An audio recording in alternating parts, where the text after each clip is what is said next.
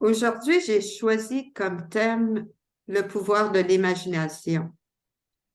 Mais avant, je vais vous parler d'une notion qui est très rattachée à ce pouvoir, qui est le courage.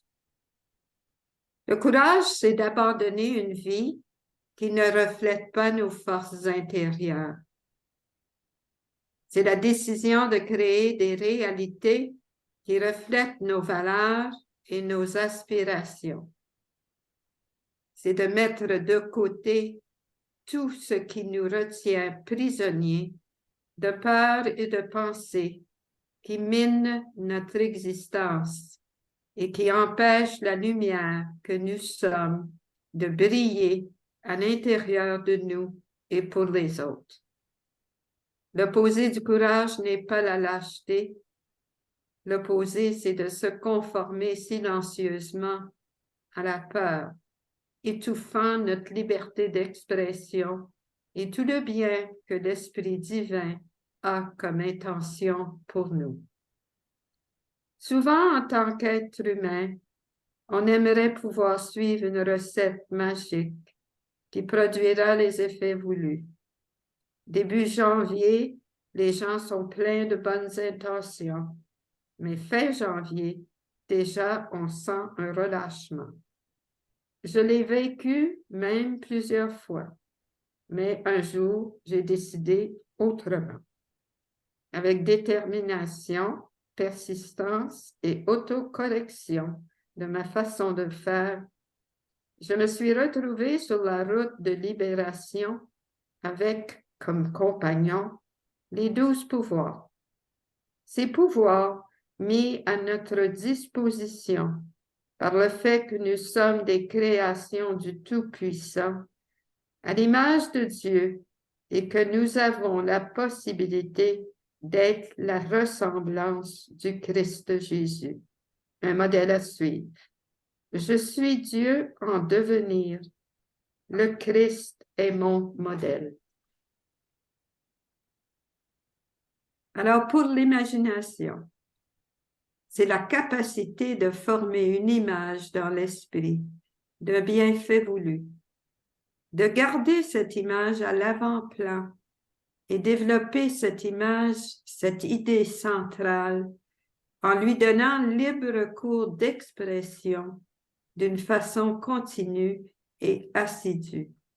La persistance et la détermination font en sorte qu'avec le temps, nous commençons à ressentir les bienfaits avant même d'en voir la manifestation tangible.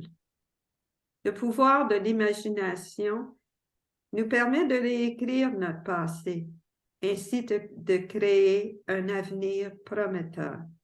C'est le pouvoir de conception, de vision, d'incarnation.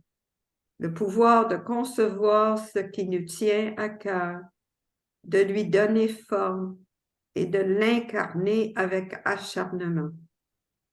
Avant le 19e siècle, les souliers pour le pied gauche et le pied droit étaient pareils. C'était tellement inconfortable que l'idée est venue de changer la manière de faire. Toute création commence par une idée, mais cette idée existe déjà dans le domaine de la possibilité. Toute idée est déjà conçue par l'infini et n'exige que notre reconnaissance. L'être humain possède la capacité naturelle d'imagination. En fait, enfant, j'ai fait des gâteaux de sable. J'ai mangé une boule de Noël qui m'apparaissait appétissante. J'avoue que ces expériences m'ont appris l'autocorrection.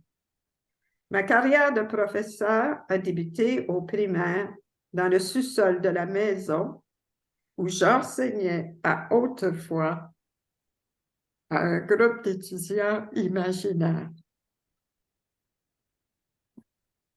Pour l'année qui vient, je vous souhaite le courage, la détermination et la persévérance de concevoir, de visualiser et d'incarner l'être divin que vous êtes,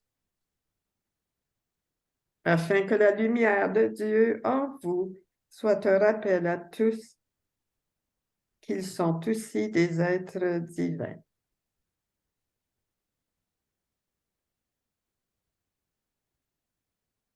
Thank you. Bye.